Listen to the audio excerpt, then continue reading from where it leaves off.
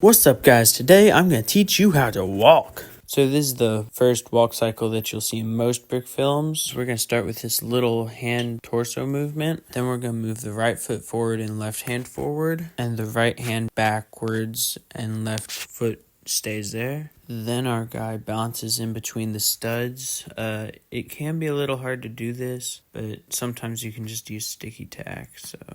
Then we're going to land his right foot while bringing his left arm a little down. And now we're back in the neutral position. And then you repeat it the other way. So you might notice this little bounce back. That's just to make it look more natural. Let's go. The second walk cycle we're going to do is quite fun and really quick and snappy. It's only 3 frames per step. As always, first we've got the neutral position where he's just standing still. Then we've got, once again, this little arm and torso movement. So then with this one, you go straight to balancing in between the studs. Then you go straight from balancing in between the studs with his left foot back to it being forward. Then you go straight to balancing in the middle of the studs again. And then repeat it till you like it. So this is the run cycle we're going to do. Now, I know this isn't technically a walk cycle, but who cares? So we're first going to be in the neutral position as always. Then we're going to do the little arm torso movement. Then we're going to lift our first leg up. Then we're going to go in between the studs for our first frame. Then we're going to go in between the studs for a second frame and then a third frame. Then we're going to land the foot that originally lifted up. Then we're going to lift the next foot and repeat it.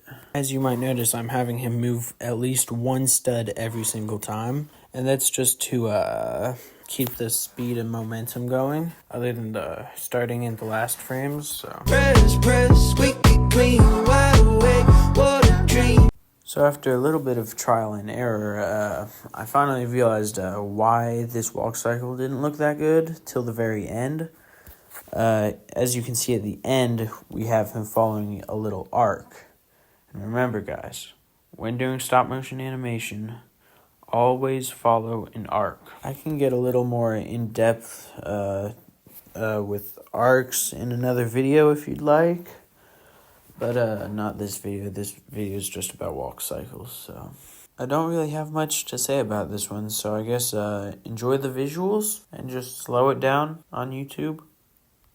Hey there, hi, hello, what's the word, baby, tell me you know, cause I know that the... Alright, so a real quick note.